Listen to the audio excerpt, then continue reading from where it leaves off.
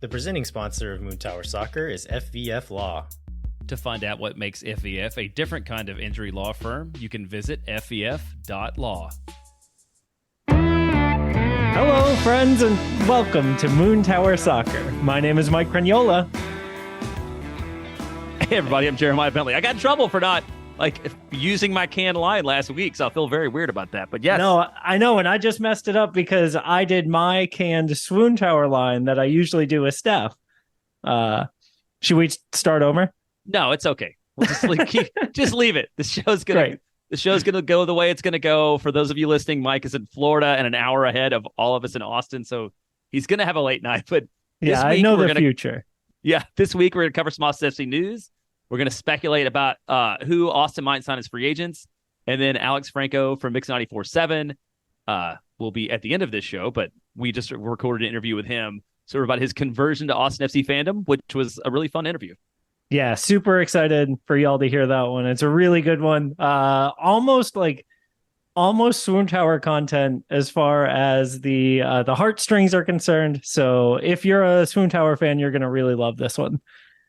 Jeremiah, yes. We have a breaking update from last week's show. We do have a breaking update from last week's show. I don't even remember the context for this, other than I have to eat something gross. Yeah, Micah Burton did end up on the bench for the U17s in the World Cup there. And we were not sure if he was going to be healthy or not, so we did a little friendly wager. What is something gross for you?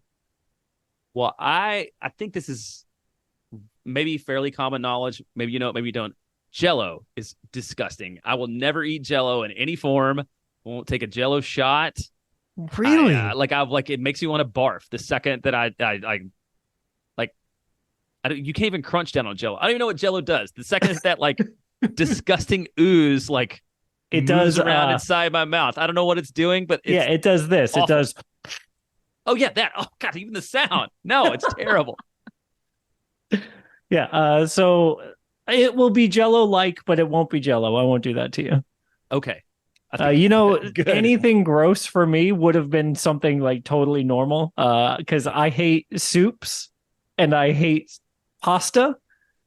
Really? Which are both insane things to hate. But it's a texture, and to me, the food's gonna get wet inside my mouth. I don't need it to be wet before it goes in there. That's fair. Yeah. So the Olive Garden, never-ending pasta bowl with unlimited. Yeah, what a nightmare! On the side, yeah, not working for you. What a nightmare! Literally nightmare on Elm Street for me. Hard pass. Oh well, we've learned so much about each other so far on this second week of our show. So I don't even know how we came up with this free agency topic. I don't know if it was an original idea of yours or if it was a question from a listener. So if it was a question from a listener, I don't remember who it was. So I will apologize in advance. But one of the things we're going to do is speculate on free agents that Austin FC might sign. Yeah, I think that it came out of the conversation we had around our depth chart. Remember, we were really sad. And yes. I'm sure listeners also want to know your opinion on every MLS free agent. As I'm looking across the status of that free agency list that the MLS PA put out, there's a lot of dudes on there that are option year guys that I'm way more interested in than the FA guys.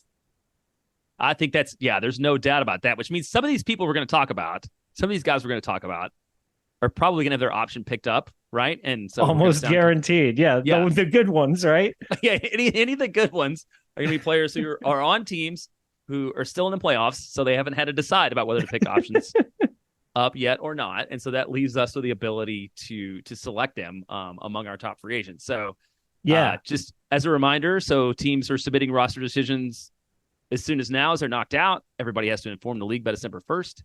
Free agency starts on December 13th. And usually, Austin's history is, the second free agency is open, they're ready to make a bunch of announcements. So deals are going on now.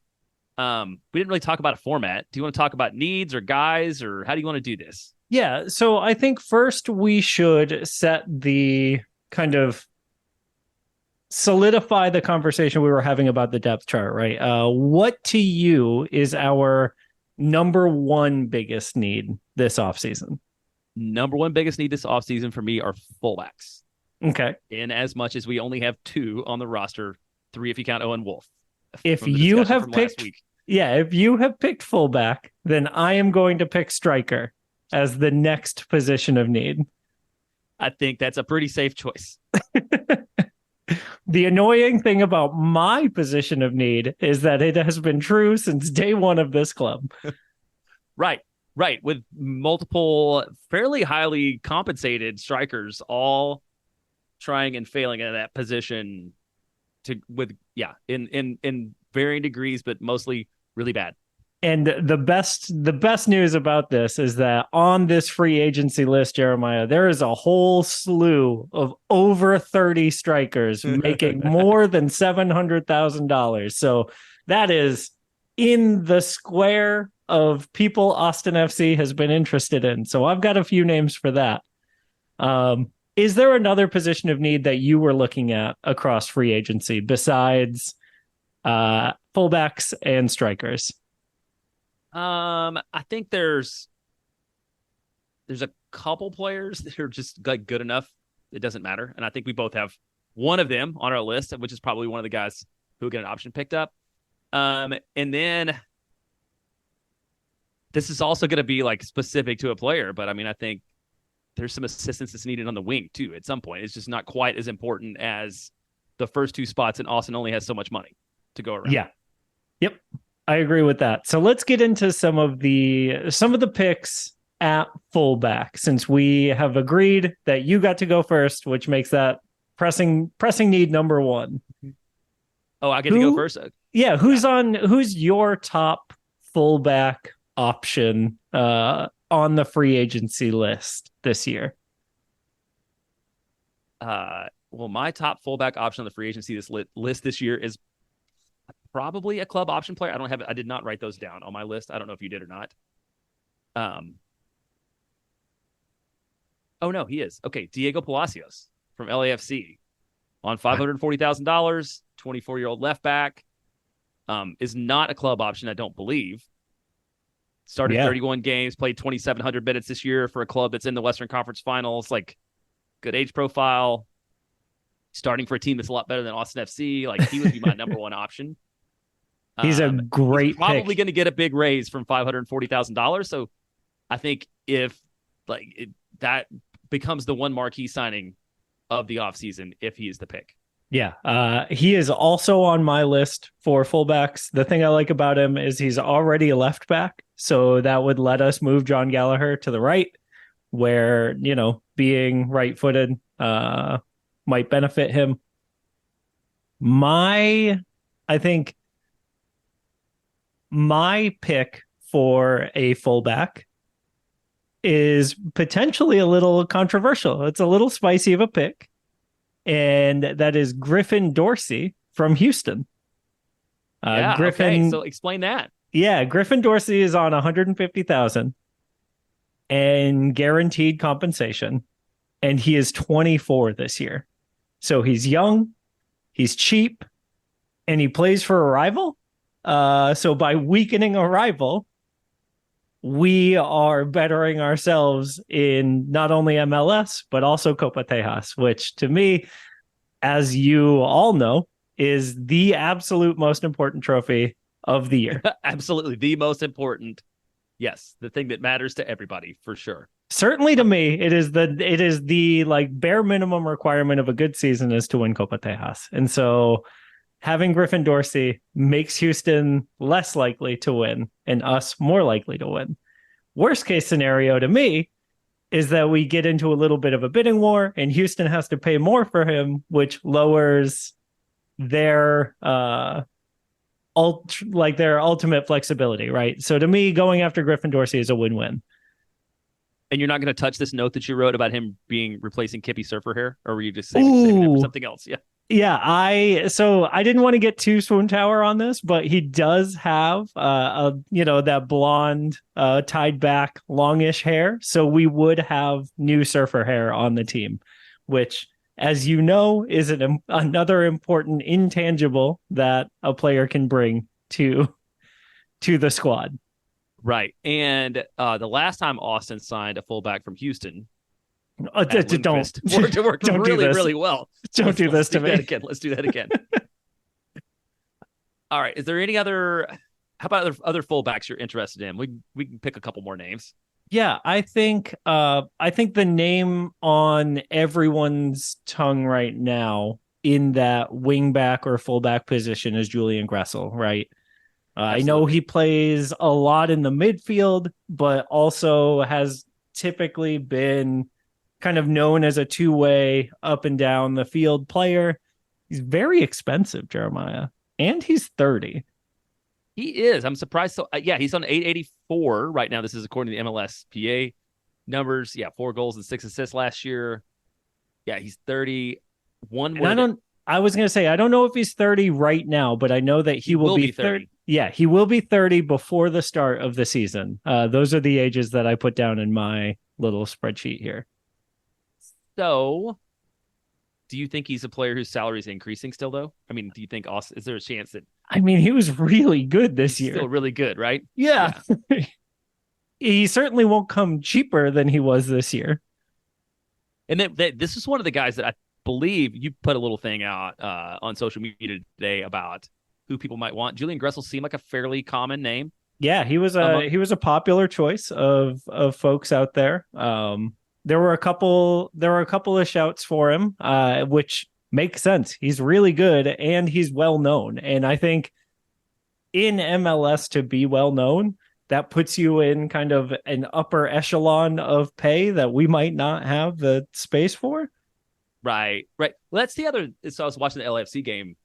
Was that last night? Mm-hmm. And it's amazing how many guys LAFC has that are my God, people you've heard of. Just like on the face of things, like everywhere, like people, coming off the bench. There's like, oh, there's Ryan, there goes Ryan Hollingshead, and here's somebody else who's played for 10 years in the league. That's everybody else. Like Kellen Acosta's not starting to speak of somebody who's on both of our lists, like is not starting every match. Like the depth that they have is incredible, especially when you compare it to kind of what we have and know in Austin. Yeah. Kellen, speaking of Kellen, is going to be 28 at the start of next year, playing that central defensive midfielder role, on 1.25 this year, will be a free agent. My notes for Kellen just say drool emoji. He's so good. And the consensus is that he would absolutely just stroll onto the field and be our best midfielder. So, like, is he going to get a free agent contract or a designated player contract, do you think? He's got to be close to it, I would think. Or, I mean, is you've seen this Europe talk on and off. Like, is now if he's going to go, he's got to go now, right? Yeah, he doesn't have a choice to put it off later. He's 28, right? So, yeah. I don't know. It'll be interesting to see where he goes. He is a Texas boy, so we do have that allure if he wants to be closer to home. But I don't know. I don't know that Austin... That's going to happen. Yeah, I don't know that Austin is his destination. Unless, maybe Alex Ring moves and we need a new Max Tam DP. That could be, could be, but... I don't think it's very likely. I don't think that's something we should count on necessarily. No, certainly not. Yeah. Well, another guy I had on my list before I went and looked salary up was Richie Larea, who's a free agent, but on 1.4 million. Yeah, who also likely will end up getting that DP contract. So no to Richie Larea, I think, among the players. Anybody? I didn't have a lot of like under the radar. I guess the closest thing I had was John Nelson from St. Louis, who started 14 matches. He's like a supplemental roster player, made $160,000 a year. Would improve the Austin back line. That's breaking the bank. Yeah, I think the least popular pick on my list might be Sam Junqua from FCD, who is 27. He plays left back. He made $86,000 this year, but he does have an option with FCD, and they are likely to pick that up. And so a lot of the names that I'm most interested in are dudes with options, like Andrew Gutman from Colorado. I couldn't believe he was available mid-year for that trade from Atlanta to Colorado, but when they made that move, I got a little bit hopeful that maybe they won't pick up his option because Colorado is a poorly run team. So fingers crossed they stay poorly run and do not pick up his option. But yeah. Well, how about let's go on to your number one position was striker. Yep. And I think the thing that we talked about before we started recording is it costs a lot of money to get a guy that's any good, that's going to score goals. And people tend to hang on to those players for as long as possible. My list looks like it costs a lot of money to get guys who aren't very good. And so to get guys who are very good would cost even more a lot of money. I do have two names for you that seem square inside Austin's target box. And so how do the names Diego Rubio and Michael Barrios sound to you, Jeremiah? Those sound like players I've heard of. Those so sound like names I know. They are both strikers who will be 30 or older at the start of next season. Both of them made over $650,000 last year, which means typically those are the types of dudes that we're unfortunately historically tied to. Yeah, and both those guys scored, 4 or 5 goals last year, which also seems to be... Yep, a small handful of goals. But I will say about Michael Barrios, he is so fast still. And like at a certain point, right, if a guy cooks you every single time you play against him, signing him has to make you better, right? Absolutely. Because he can't run past Julio Cascante anymore. That's right. Only in training. And so that I think is my best argument for signing Michael Barrios, is that he will only cook Julio in front of us if we go to training.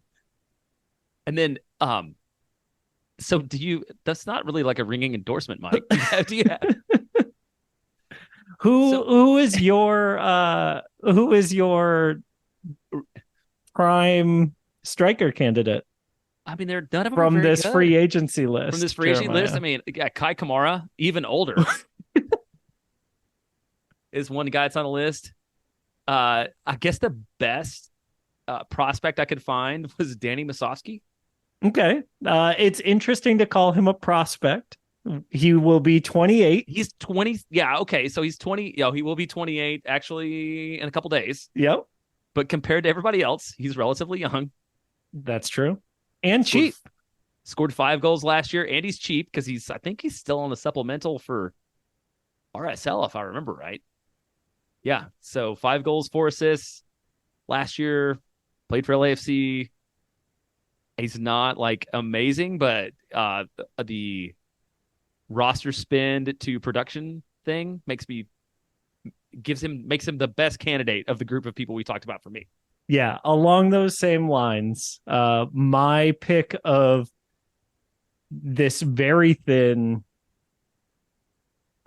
free agency list is Justin Rennicks from the New England Revolution, a 24-year-old striker who made $125,000 last year.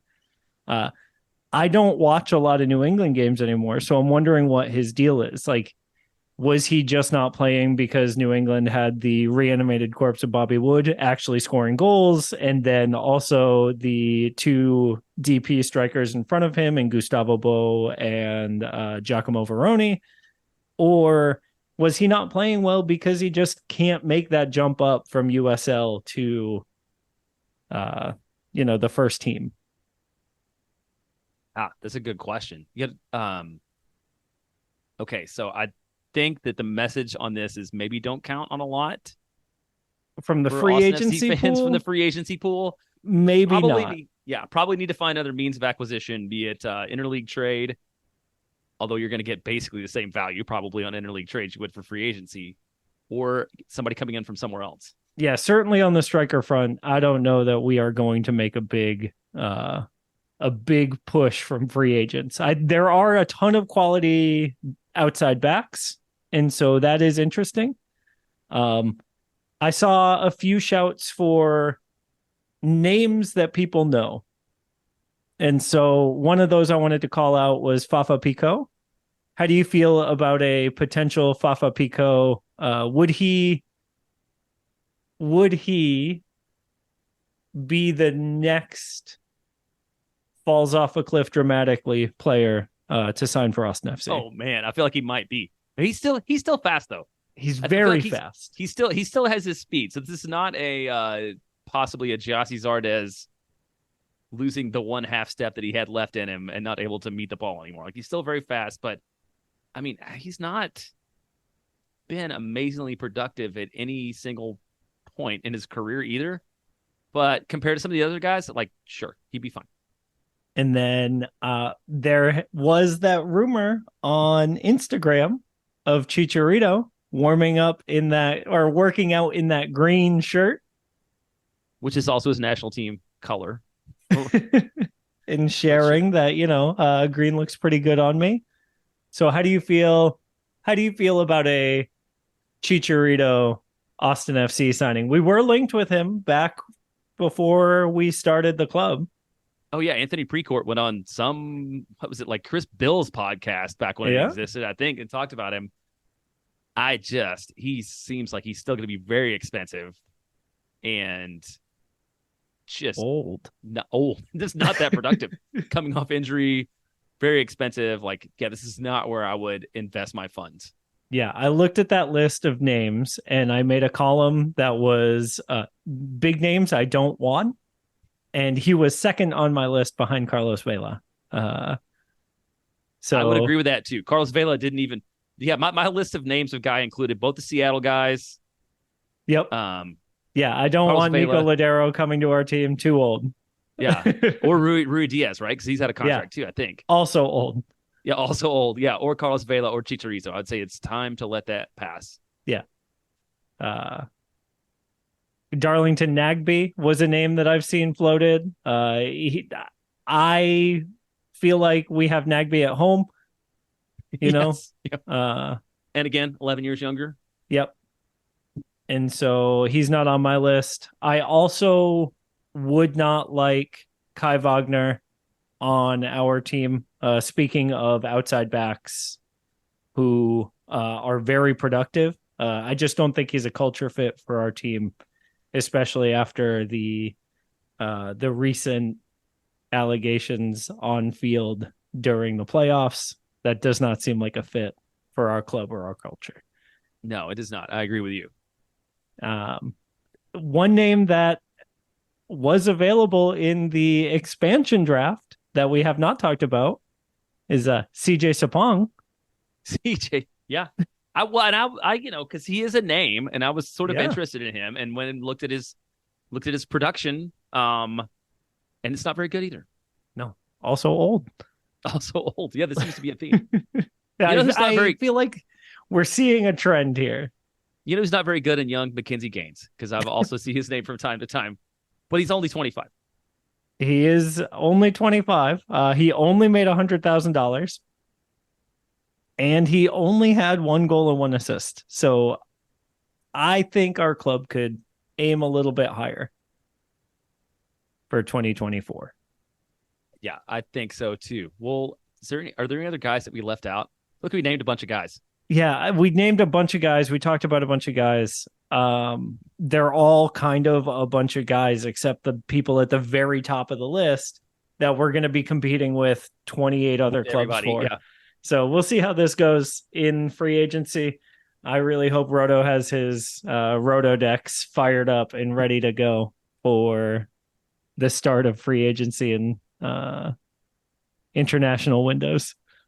Yeah, I think hopefully he knows better about who's going to come from Boston. This kind of gets to why, like, I don't love spending a ton of time like talking about names of MLS guys because none are that exciting, and most of the good players are people we've never heard of that are in South America or Sweden or Norway or somewhere that we'll be excited about when they come here. One guy who may be coming back is Jhohan Romaña. Do you want Jhohan Romaña back?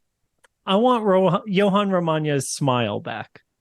I'm not necessarily in love with his play, but, I think making the 2024 smile bracket more interesting is a pretty solid place on the roster for Jhohan Romaña. If he weren't making $460,000 to have a nice smile, I would feel a lot better about it. And amazing quads too. Like, let's not just leave it at a nice smile. Yeah. You're right. Yeah, these rumors keep swirling. I mean, we believe that he's interested in returning. I think We Are Austin TV posted, was part of an interview from a reporter that talked about that Olympia wants Romaña back, but Austin's asking price was too high. But also, this seems like the kind of thing that maybe an agent would feed someone, which is sort of the impression I got out of that. Like, oh, he's so in demand. Like, you're going to have to buy now. It definitely feels like agent talk for, lower your price so that we can like spend our money on other things, which I get.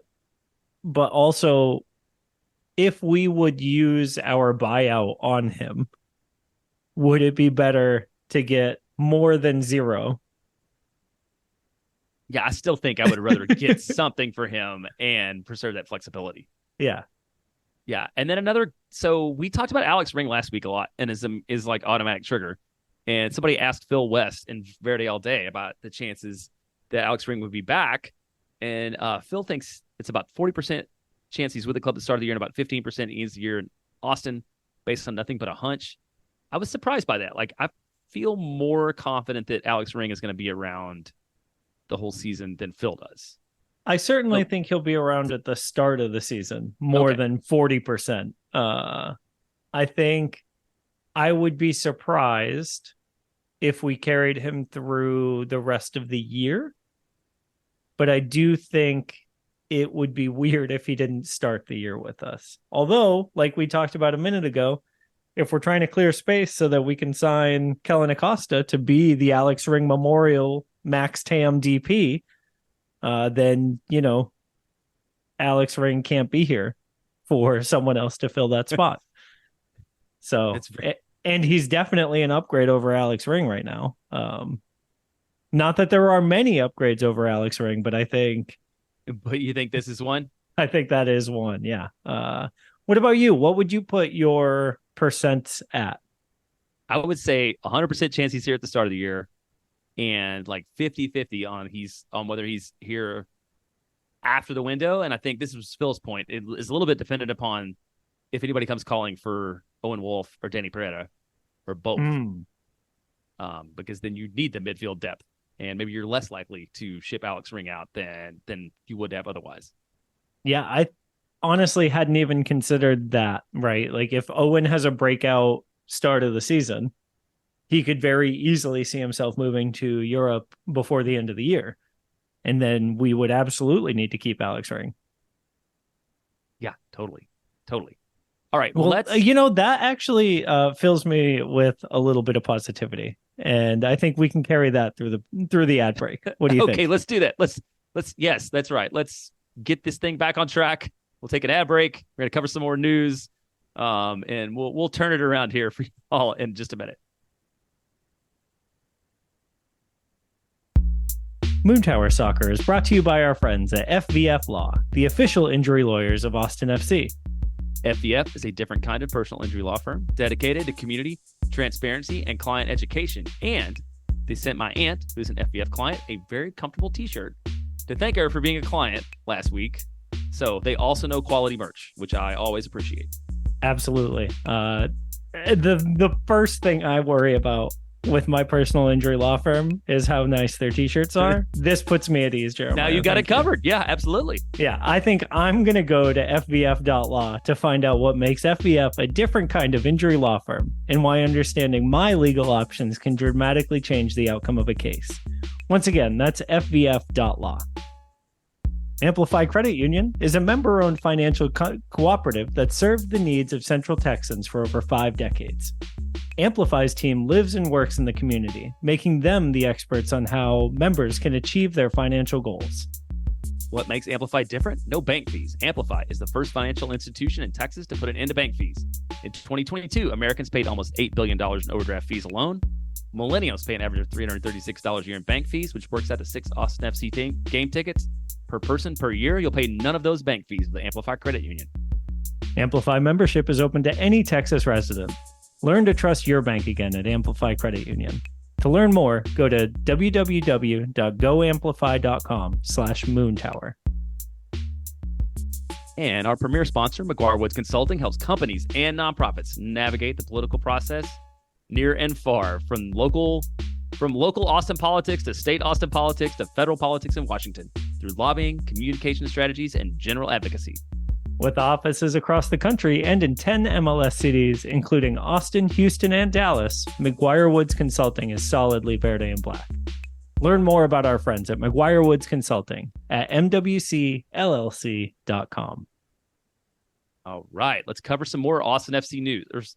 News and speculation. Yeah, I was going to say this one's let's do some speculation because that's the fun stuff. Absolutely. So we've seen, I think, repeatedly rumors, and even heard, like on the Burrell press conference, that the league needs more flexibility. But we saw another tweet this week from a guy that covers, I believe, the New England Revolution, about the coming of a fourth designated player in MLS as soon as the 2024 season. So that opens up like a world of speculation and interest. Yeah, the rumor I have heard about this is that it is going to a vote for the MLS board of directors at the end of the season, who will either approve or decline that change, like before free agency starts. So if that rumor is true, we should find out in the next 3 weeks, which I think would be, it would make the rest of the offseason a lot more fun, speculating about how we'll use it. Yeah, and this is so MLS, right? To just this would be a huge change. Yeah. And teams have been planning for this offseason for months. And then we're just gonna the league's just gonna drop in this kind of thing on top of everybody, and we'll all figure it out as we go over the course of 2 weeks. But I mean, for me, it's like we need it, right? Like, this is for this league to be a top league in the world or even on the continent, like, we need more high-end players, and this is the most obvious way to do it. It is certainly the fastest way to improve the product across the league dramatically, quickly, with a small change, right? Adding a roster spot or like increasing roster spend is just it's a no-brainer for like developmental quality, right? But B, unlocks the ability to sign a guy like Kellen Acosta to a big contract, right? Or a Julian Gressel or a Richie Larea. Like, these players who would otherwise have to go abroad because of MLS's rules can now stay within the league. So that's a great argument in favor of it. So is this just because Miami needs a fourth DP to bring Luis Suarez in, or you think there's more to it than that? It does feel a little bit like Miami is the new LA Galaxy, right? Absolutely. It feels like Jorge Mas might have Don Garber on speed dial and he's like, hey, man, it's going to make it wild. Like,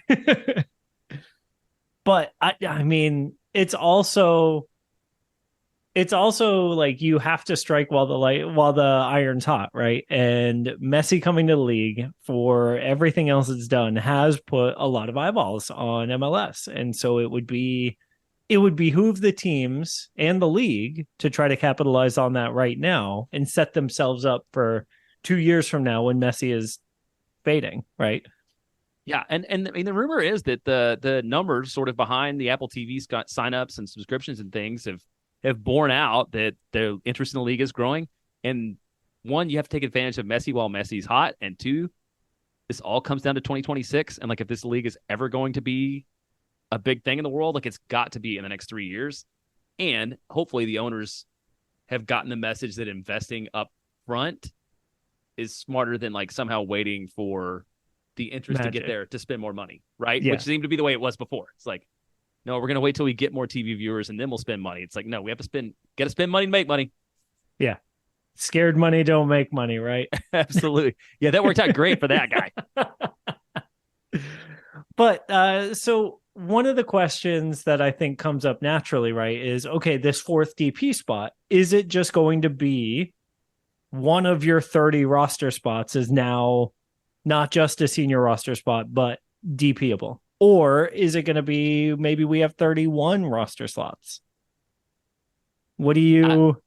I don't have any idea on that. I feel like the rosters just in general need to expand a little bit too, given if this again goes back to the press conference, like the number of competitions teams are in, you just don't have enough players. Yeah. So and I know it's got to be a senior spot for sure, right? Even if it's like going for 20 to 21 senior spots would be an improvement. Like it can't be a fourth DP with 16 non-DP senior spots, but also a little bit of roster expansion would be useful also. And I know the MLSPA is pushing for that. Ethan Finley recently, before the start of the season, was saying that rosters need to expand and salaries need to grow. And so, like, having a member of the board, like, putting that out there at the start of the season and then hearing these changes start to come, one has to assume that, like, these conversations are ongoing, right? I know absolutely. He's not just floating that out of nowhere. Right. And I know listener and friend of you and myself, Brian Mangum, has said that he has seen interviews with Don Garber where he let slip that a fourth DP is coming and roster changes are coming. Personally, I hadn't seen it and I didn't do the detective work to go find it. But there is the belief out there, whether intentional or not, that the soccer don himself has kind of let slip some of these changes. Well, to close the Brian Mangum loop and this before we move on to the next topic a little bit, we also did not mention Breck Shea as a player that Austin should look for in free agency. And fourth I feel like DP, baby. We can't. Oh, there you go. We'll tie it all together. Breck Shea, fourth DP. Everything is solved in Austin, and Brian is happy. Yeah. Honestly, just for the photo shoot alone, that is worth over 1.6 million. So why not? Absolutely. Well, so you sent me another piece of news about a week ago about the expansion of the Superdraft player pool. And this is like actual news and not speculation, although we can speculate about what it means. So for the first time in league history, the list of players eligible for selection in the 2024 Superdraft will include college sophomores and juniors, in addition to previously eligible groups. And they will be able to sign Generation Adidas contracts. So this greatly expands the player pool available. Like, how do you think this gives the Superdraft more relevance? I feel like it has to, right? In the same way that academies are taking younger players, now it incentivizes younger players to also go get at least the start of an education. And so now there are more opportunities to join into MLS at a younger age before, dropping out of school to become a USL player or whatever their other choices were, right? So I definitely think that it will make the draft more relevant. Whether it makes the draft relevant enough to like invest any sort of scouting into remains to be seen. Because for every Danny Pereira Generation Adidas player, there is the Philip Mayaka who was supposed to be the guy. Yeah. Right. Thought you were going to say Kip Keller, but that would be kind of rude, right? Just yeah. I mean, and I still Danny, think there's a Kip. Yeah, I was gonna say I still think Kip has the physical tools and ability to like get things right with himself. I don't know that it could be here, but who knows? Yeah, and so players who have eligibility who are on the list but don't get selected can return to school. So I would expect to see probably a lot more players going ahead and declaring. Yeah, I was going to say, I think a lot more names will be on the list. Whether that waters down the classes, I guess we'll end up seeing, right? And of course, for Austin, it's a lot more appetizing to draft a 19-year-old kid as MLS Next Pro filler than it would be to draft a 24-year-old senior or whatever. I was 24 when I graduated. It took me 6 years. I am doing the math in the back of my head, and I realize I am not a normal athlete. But Mike, you're an exceptional athlete in every way. I've seen you play foot golf. I've never seen you climb boulders, but apparently you're pretty good at that. So. There is an exception to everything. So, But yeah, I think it'd be interesting to see how it develops. It makes me, it reminds me a little bit of college baseball because that's the way, more or less, the way that the college baseball draft works. And it seems to have, like, the top end prospects still don't play college baseball, but like it's helped the relevance of the game, the sport itself at that level. Yeah, to have like some talent and the ability for people to showcase themselves in college as opposed to maybe just like you said, going to USL or going to an academy. Like there's a path that maybe will help increase the depth of that game too. So maybe it's good for everybody. Yeah, I hope so because I think the Super Draft is really fun. I think the way that they mimic all the other like big sports drafts in America, it makes it like so uniquely USA and so uniquely cheesy. It's one of my favorite days of the year. Yeah, and I feel like they do all that knowing that it really doesn't matter that much. Like we all know that this is irrelevant. Well, we're going to make a big show out of it anyhow because by God, this is America and this is what we do. Speaking of what we do, Jeremiah, you and I, what we do best is speculate, and so I'd like to get into some more rumors. Okay, so we have another rumor. Yeah. Go ahead. I want to talk about this new away jersey rumor. Yes. Well, we know we won't see it till February. I've seen cream and boring in the description, which makes me really excited. What have you heard about it? Have you seen anything more than I have other than like vague, like I've seen it and it's amazing or I've seen it and it's terrible, which I think I've seen both of those. Yeah, I've seen the two takes of I've seen it and I really like it and I've seen it and it's fine. And honestly, it's fine is probably okay, right? Because like the LAFC smoke jersey is terrible. I hate it. And it's so not what I want our team to ever wear. So I've seen it and it's fine. Makes me a lot more happy, right? How do you feel? Yeah, I agree. I would just go for boring. How do you feel about flared? Would you like a button? Would you like a collar? Do you like any of those things? I love a collar, and I know it's divisive. I love a collar. Hate a collar. I hate a collar. Okay. Why do you love a collar? I just think they're so it's so out of place, right? Nothing about a collared shirt says, okay, time to go run. And yet here we are cheering for a sport where that's a totally normal like clothing option. So like lean into it, in the same way that in the 90s, all the shirts were like mega baggy. Yes. Like, let's do that again.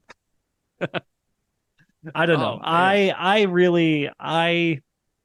love a collar. I love a button. I love the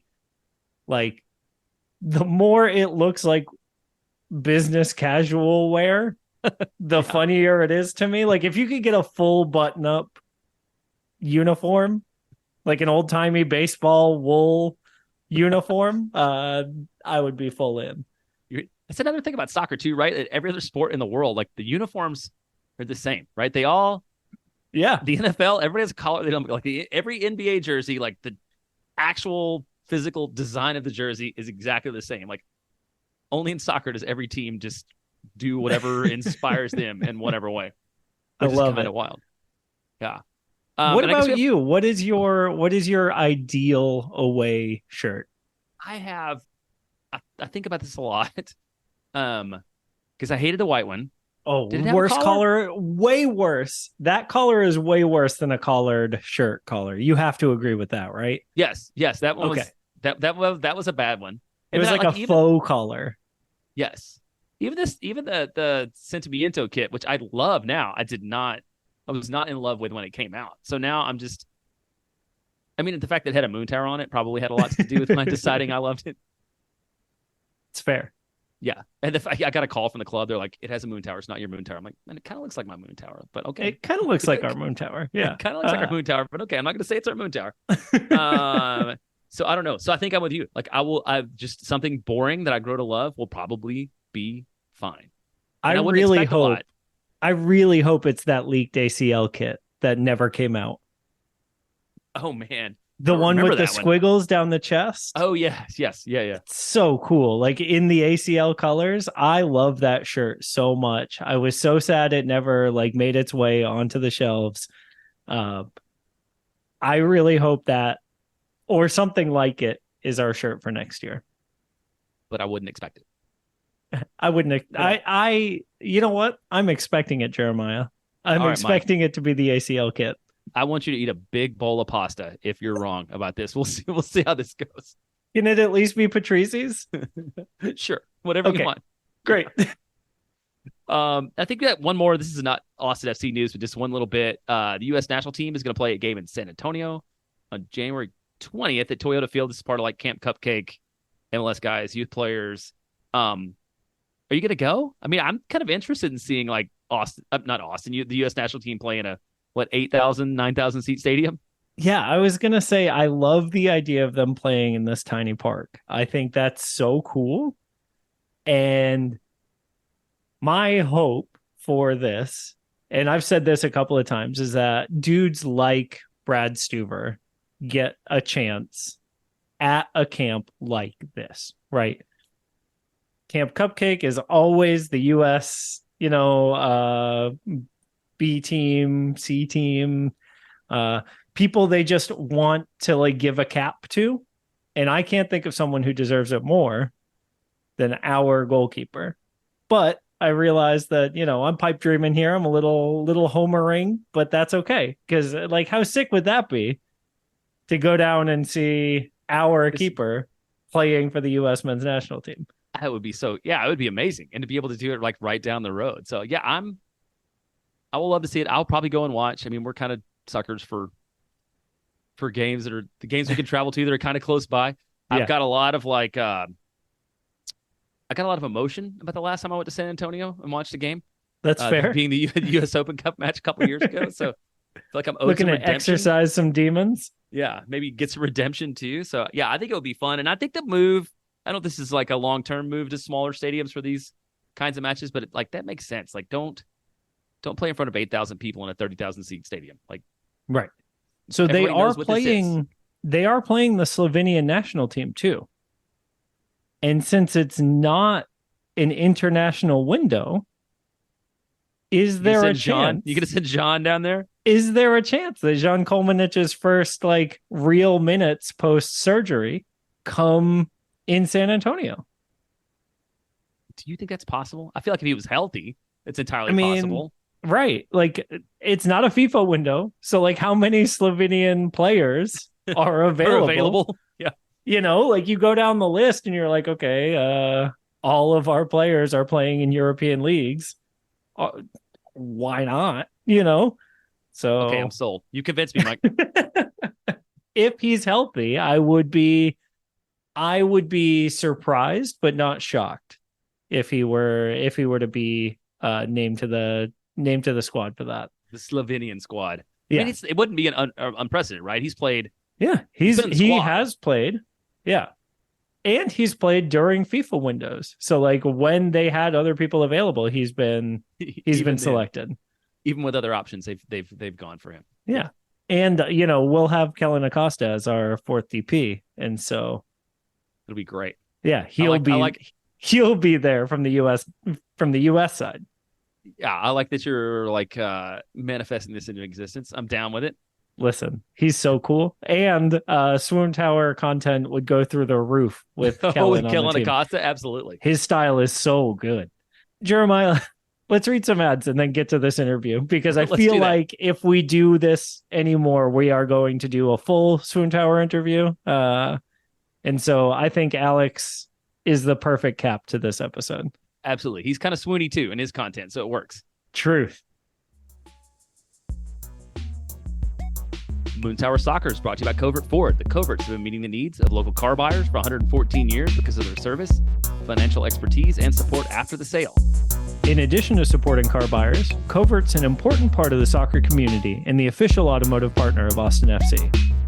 Let's talk to you again about a 2023 Mach-E with a 36-month lease at 10,500 miles a year. You can get this for $499 per month with $39.24 down plus your first payment. Stop number 2232485. See the website for details. If you're in the market for a new or used vehicle, be sure to check out covertford.com. Also, honestly, get that Mach-E already. Moon Tower Soccer is brought to you by Sage Wilson Realty. The team is made up of Austin experts who are client-focused and have over 30 years of combined real estate experience in Austin. If you or someone you know are in need of Sage real estate advice in Austin, talk to our friends at Sage Wilson Realty. Be sure to check them out online at sagewilson.com. When no one is around. All right, we are happy to be joined by Alex Franco, the host of Booker, Alex, and Audrey in the morning on Mix 94.7.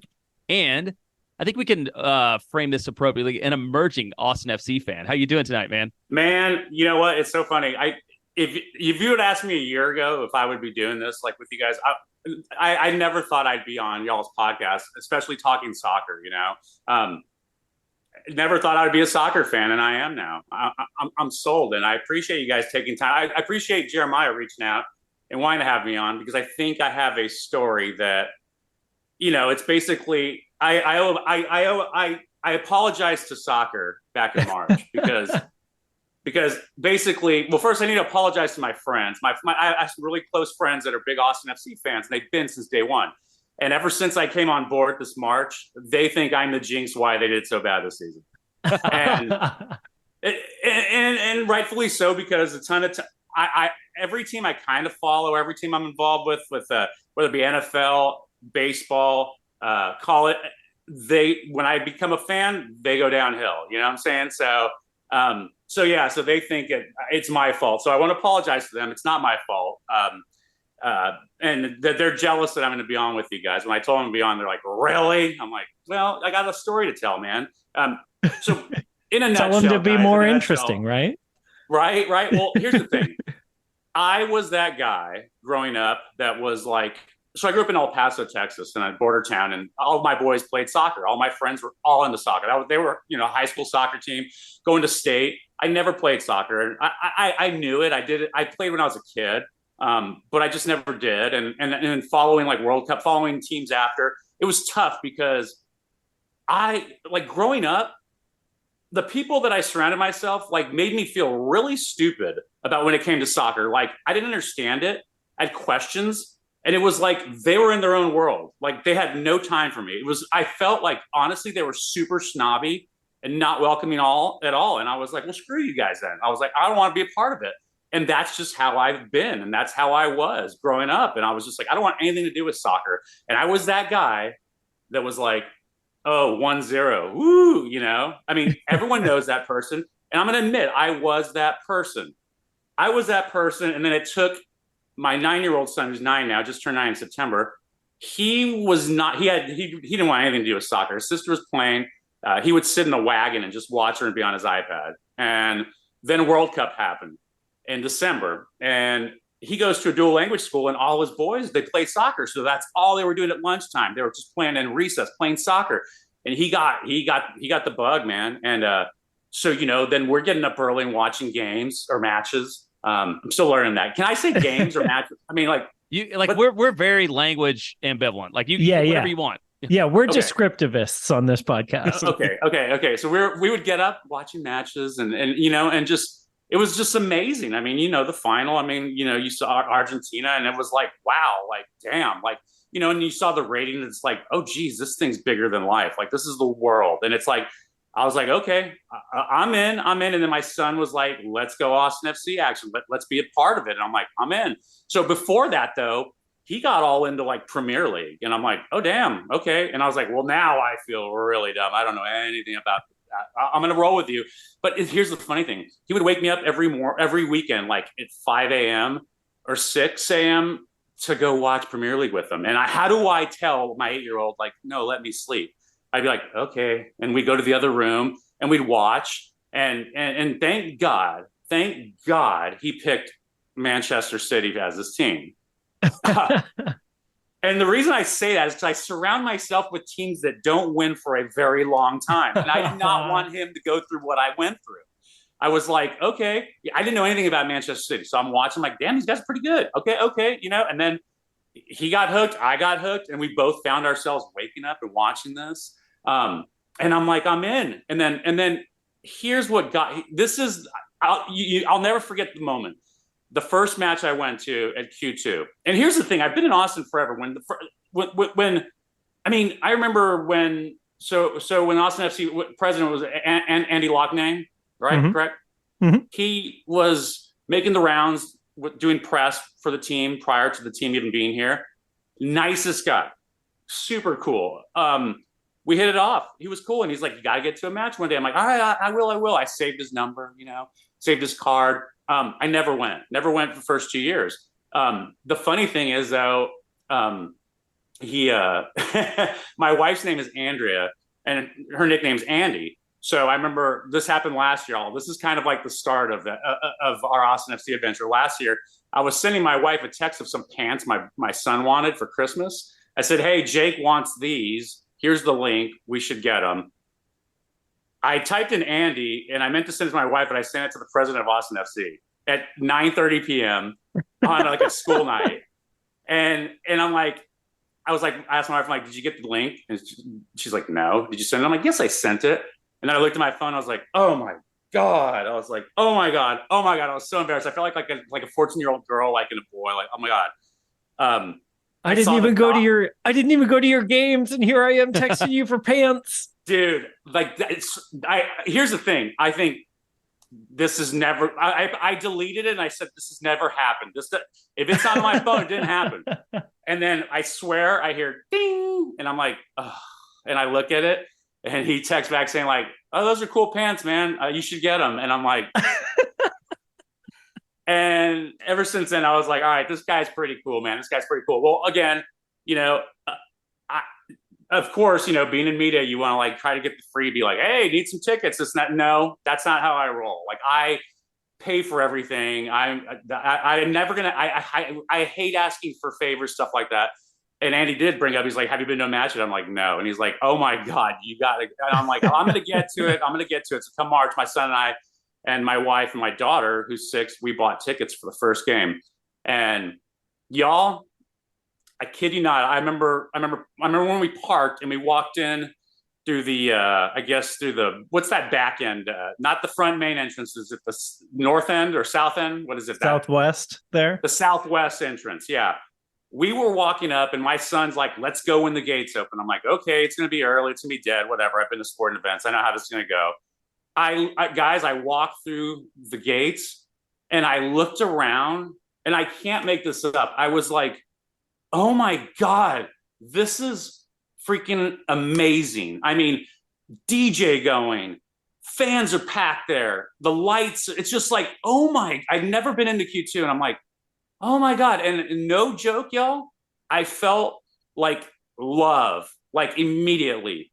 I seen the fans and seen everyone so happy, and just, it's the first home game of the season, their home match. And I was like, oh my God. And at that moment, I said, I'm an idiot. I'm an idiot for thinking like how I was thinking, like, ooh, 1-0, ooh, soccer. Like, dude, I literally apologized to soccer right then and there. And I said, how dumb have I been all my life? And this is amazing. And I've been hooked ever since.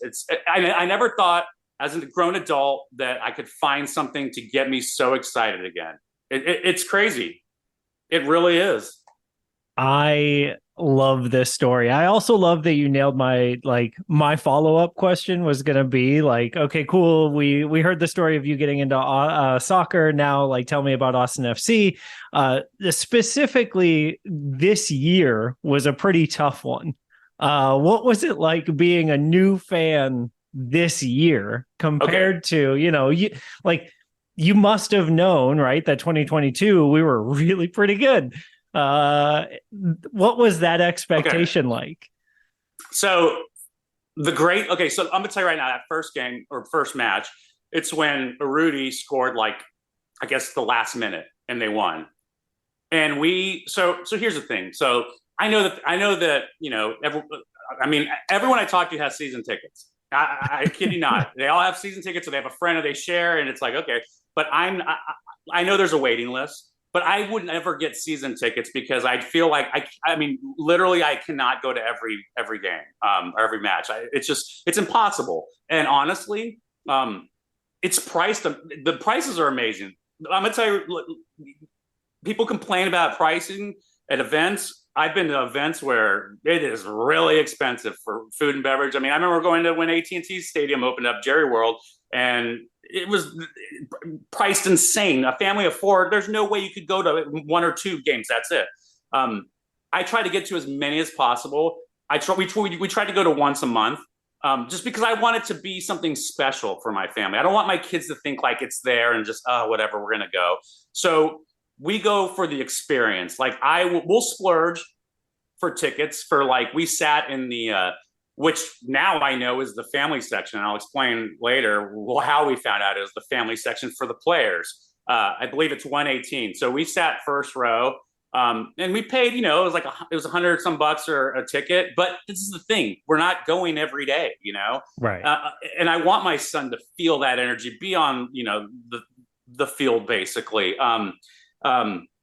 It was awesome. It was awesome, that feeling. I mean, when Rudy scored, it was like, damn, it was so cool. And I'd never seen anything like it. And the stadium lights turned green and just everyone just hugging and just, I'm like, damn, this is love. And this is how sport is. And I'm not saying that to say it because you guys are on, dude, it was awesome. So that being said, it wasn't a bad season for me. And I know people are like, what? Because it was my first, Yeah. It was still good. And I'm still learning about the soccer thing. Like, y'all, like my friends, when they get into it, my soccer friends, I laugh because, I mean, I don't want to get into all the politics. I don't want to get into transactions. I don't get into any of that. You know why? Because it's still fun for me right now. Like, I'm having a blast because I'm not involved like I've been involved with other sporting events, or other teams where it's like, what's going on with management. And I'm like, I don't want that to happen with Austin FC. I like going and showing up and being entertained and then leaving happy or sad, But here's the thing. I don't know the good times just because I wasn't a part of it, but I did follow. It blows my mind when my friends are complaining and I look at them, I'm like, dude, do you realize this team is brand new? They're 2021 and you guys are already calling for Josh Wolf to be fired. I'm like, he just started. I'm like, guys, let's break this down. And again, hold on. I know people listening or watching right now are gonna be like, dude, like, I get it. I don't understand a lot of soccer. I don't understand how long coaches are here and there, but I do follow football. I follow college. I follow NFL. And after the first year of being okay, the second year being really good, and the third year kind of down, I mean, you're not really calling for the head of a coach. You know what I'm saying? In that world, but I guess in soccer, it's completely different, but I don't know. I mean, and this is one thing also is like, I don't want to get involved because I'm never going to say I know better than the front office or the coaches. I'm not going to sit back and be that, you should do this. No, because I don't know better. Because if I did, I'd be coaching the team or I'd be the president of the team. You know what I'm saying? Which I'm not. But it was fun still following. It was heartbreaking because, you follow everything that's going on, the fans. You see what happens. They don't make the playoffs, and it's like, damn, But it was still fun. It was a good ride, Again, everything, the experience, not the whole politics behind the scenes stuff, but the whole experience and being out there was just a blast as a new fan that didn't know anything other than that. Well, you mentioned the Maxi game a couple times. And this story you told me, I think the first time that we met was about your son reacting to maybe Maxi being gone. Do you want to talk about the emotion of a child and their favorite player? So it's so funny. So after that goal, it's my son, and I think everyone can remember, you guys can remember the first time something happened, that memory of like, so my son Jacob's first memory is seeing the first goal is a Rudy scoring. And after that, he's like, oh my God, that guy's so cool. I remember he had an appearance at a Lexus dealership, and he was there with Rigoni and Pereira, and it was at 2:30 p.m. I'll never forget. It was at 2:30 p.m. and my kids were at school, and I was like, all right, guys, we're getting out early, doctor's appointment. And I have no problem doing that. I don't. Here's the thing. I never did that as a kid. That never happened. I didn't get those opportunities.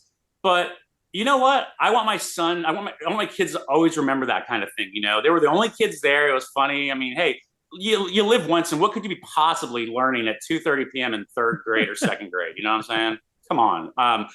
But Rudy, he loved, because here's the thing. Not only that goal, but he met him, and it was very funny because my kids go to dual language school, and they're trying to learn their Spanish, and they were completely like deer in the headlights when they met him, because they didn't know what the language barrier. It was like, it was and the language they're learning is not Argentine Spanish, right? Which is like a whole other level. Like, oh yeah. They don't teach you that in Duolingo. They don't teach you that in dual immersion school. Like, it was everything like times 100 miles an hour. Like, I even got lost, and I know Spanish, but I was like, okay. So we just stood there, took a picture, smiled. But here's the cool thing. This is where I was like, damn, these guys, they're really cool. These players are really cool. Like, so we would, whenever we would sit, whatever seats we got, we'd always switch it up. We'd get by the tunnel, again, we would go for the experience. It was you pay a little more, but it's just what it was, I mean, that's just what it was, my son would see, I'm telling you guys, we get there when doors open, and it made for a long day, but it was fun because you see the players come out, and whenever Rudy came out, my son would yell, Rudy!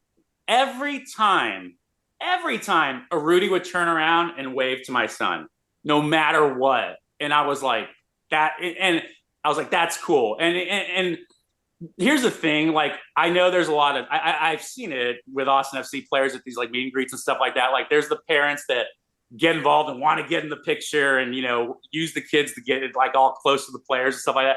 Dude, this is my son's thing. Like, for instance, we went, I guess Ethan Finlay had a signing a couple weeks ago at the Q2 or at the bookstore, or not the books. I said the bookstore, the Verde store. I'm all talking like college. I went to UTEP in El Paso, and the bookstore was where like all the athletic stuff was at, like for sale. So they did signings there at the Verde store. And it's funny because when it came time to take the picture, the person working at the Verde store was like, you want to get in with your son? I was like, no, I'm good. And she's like, are you sure? And I'm like, yeah. But it was like very awkward because it's like, Ethan Finlay standing there and he's like with my son and like thinking, I'm going to get in the picture. I'm like, no, you guys just go. It made me look like I'm not a fan, but I am. But I want my son, I want this to be his thing. You know what I'm saying? I don't want to be involved. When he goes to talk to these players when at the meet and greets, I don't want to go up. I want my son to do all the talking. I want him to feel like, he has this connection and hear what he says. He blows me away. It blows me away sometimes. And I stand to the side and just let it happen, man. Because I just want him to have that experience. I mean, we're so lucky to live in this town with a professional team, with a team like Austin FC, where, the fact that he can grow up and the fact that he loves that team so much, it's like, the access that we have to these players and just the stadium, just how cool everything is. It's just, I want him to do anything and everything he can just to have that experience. So when we get older, we don't live with regret or what if, I never want us to be like, man, what if? I wish we would have done that, I want to do everything like at 100%, when it comes to that with him. For sure. Does he have a faith?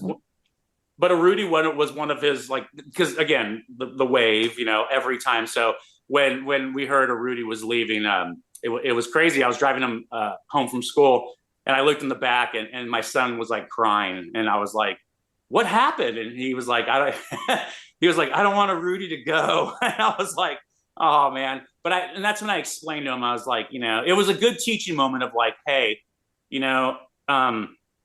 players are going to come and go, man. That's just how this is, and it's going to happen. And I made him a promise, and I regret it now.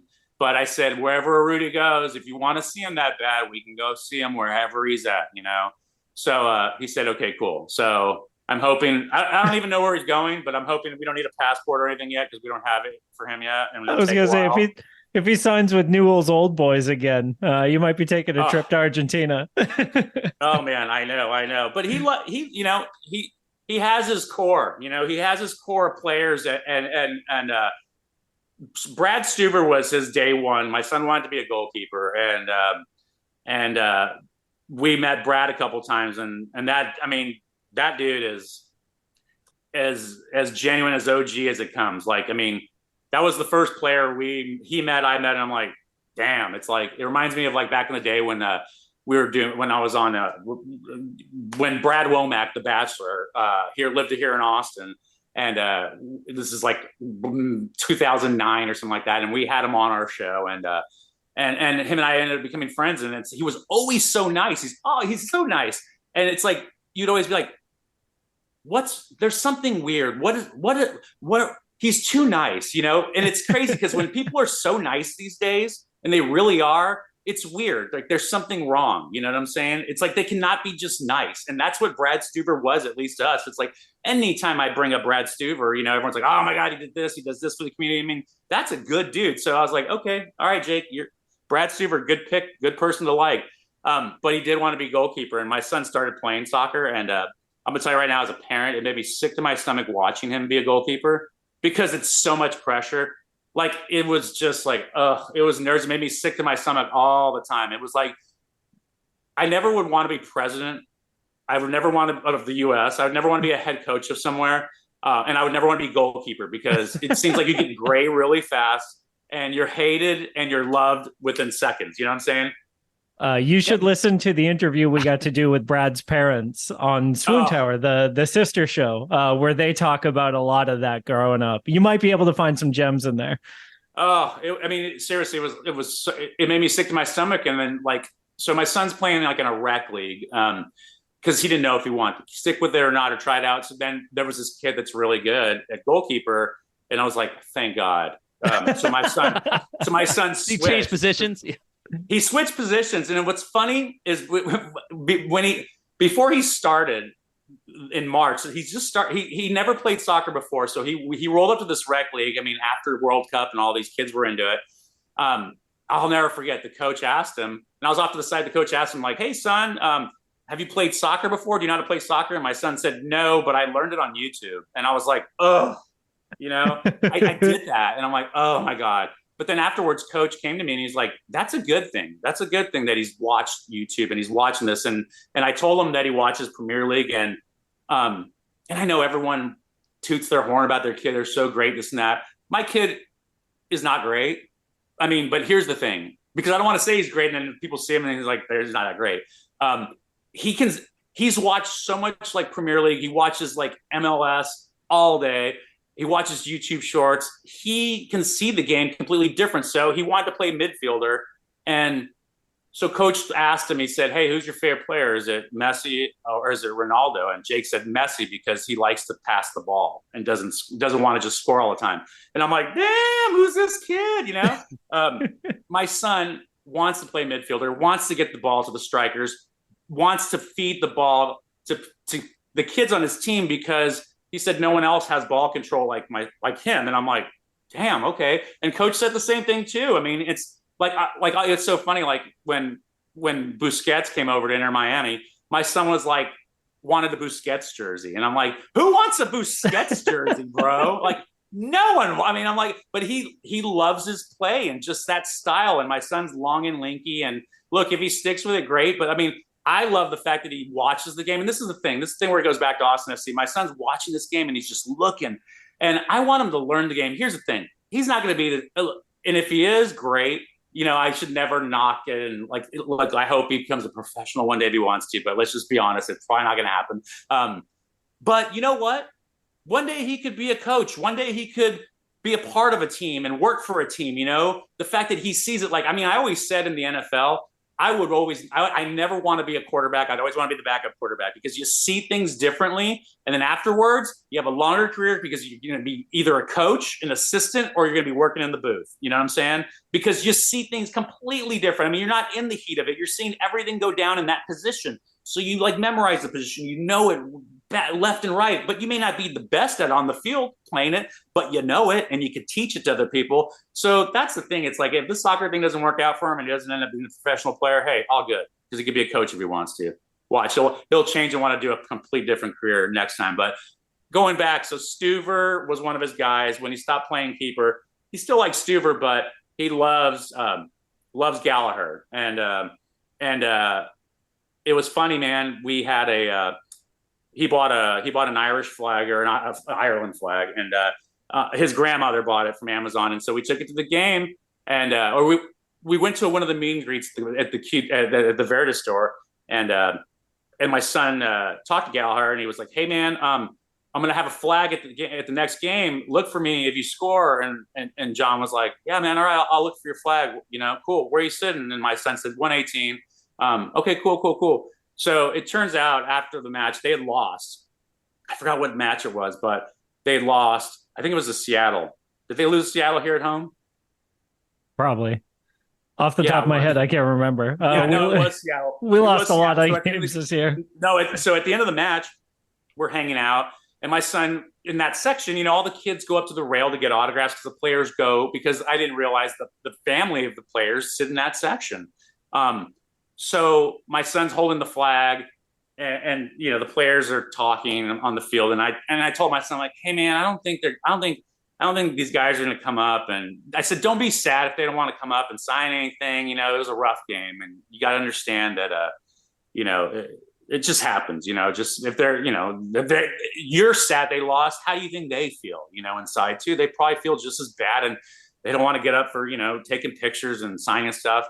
And dude, I'm gonna tell you, John Gallagher walked up to my son, saw the flag, and like gave him a side hug and said, I saw you all game long. And I'm off to the side listening to this, and I'm like, oh my God. I'm like, and he's like sweaty, hugs my son, and my son's like, "Dad, can you take a picture?" I'm like, "Sure."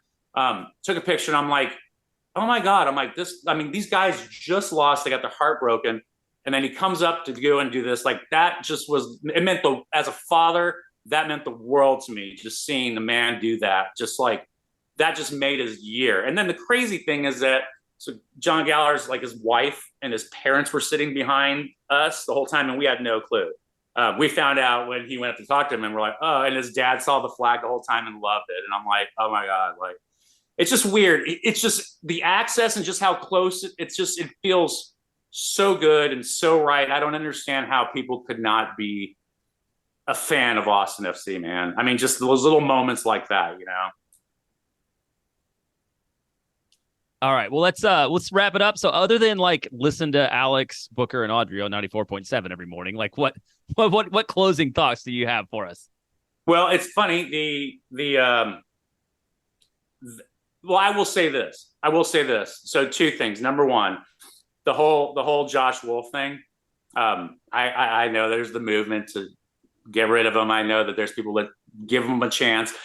I met him before the season started. And this is funny, guys. So I was at an event. My wife it's some St. David's event that was at Q2 before the season started. And it was downstairs in like the, I guess, what's that little meeting area? I don't have access to it because that's like too hardcore. Oh, the Q2, like the Q2 Field Club thing. Yes, right? yes. So it was in the field club, and so the coaches were there. They were doing a little like Q&A with a couple people. It was like 30 or 40 of us there, and there were centerpieces all set up, like big flower centerpieces in that whole area.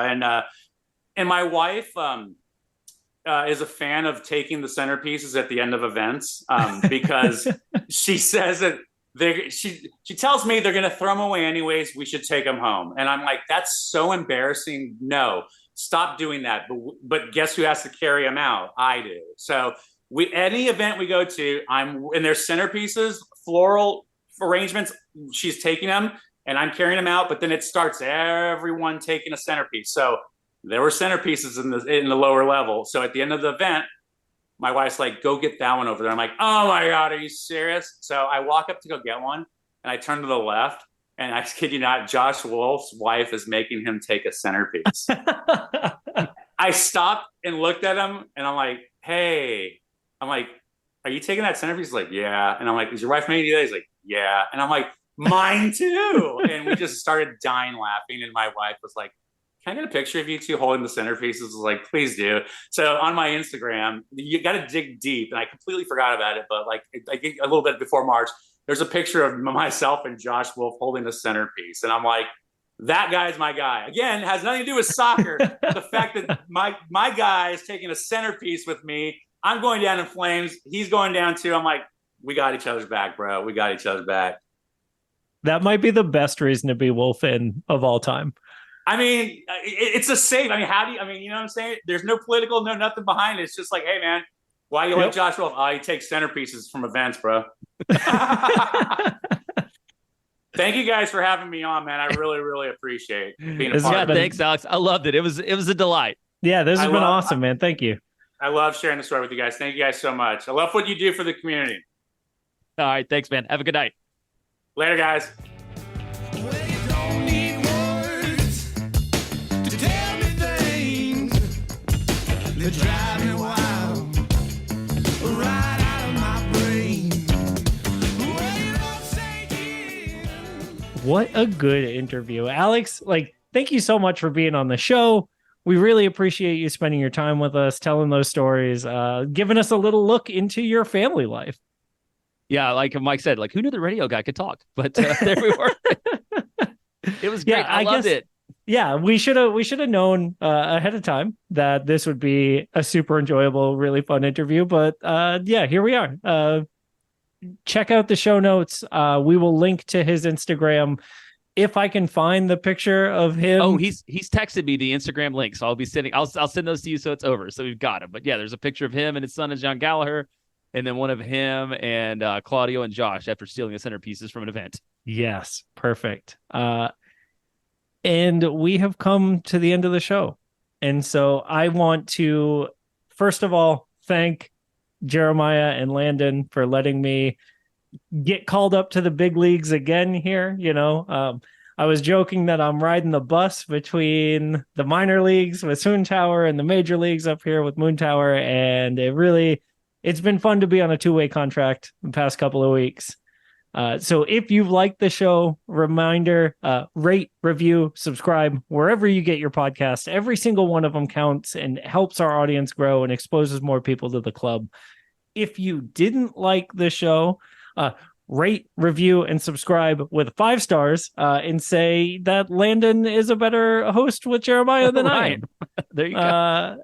But if you want to continue the soccer conversation, check us out on Twitter at Moon Tower Soccer. Tell Landon directly at LVAhero87 to stop taking vacations. And Jeremiah, where can people get to you? I would say JBentley_ATX on Twitter, on Instagram, and I'm joining you on this Threads commitment, Mike. And I think I said this last week, and then I liked a couple threads, but I didn't post any. But I'm here. I like Threads. Yeah. Find me at Future X Skeleton all across the internet. Threads, Blue Sky, wherever. I have a Blue Sky account. I don't know how to use it. So if someone sets up an Austin FC feed on Blue Sky, tag me on it so that I can see it. And I'll start following stuff there. Yeah, there we go. Also, sign up for the Patreon. Helps us continue to do this show. We're going to be asking folks to help us put together the member packets for next year. And you got a lead on those wrestling dolls yet? we haven't found it yet. Wow. No, wow, not yet. And then we've mentioned it on this show. We mention it every week in the show notes and in the research. But check out Phil West's Substack.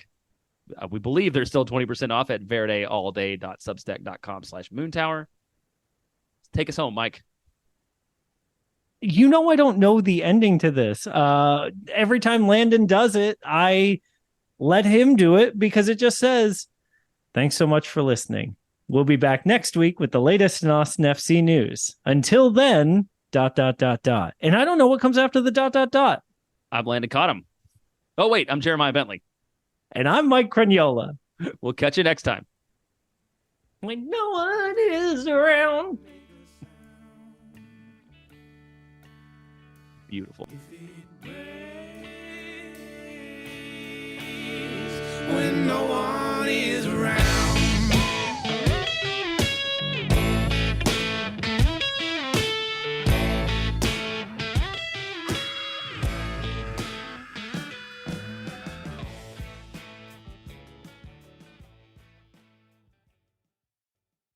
Think for nothing, you never. La gente, oh my God.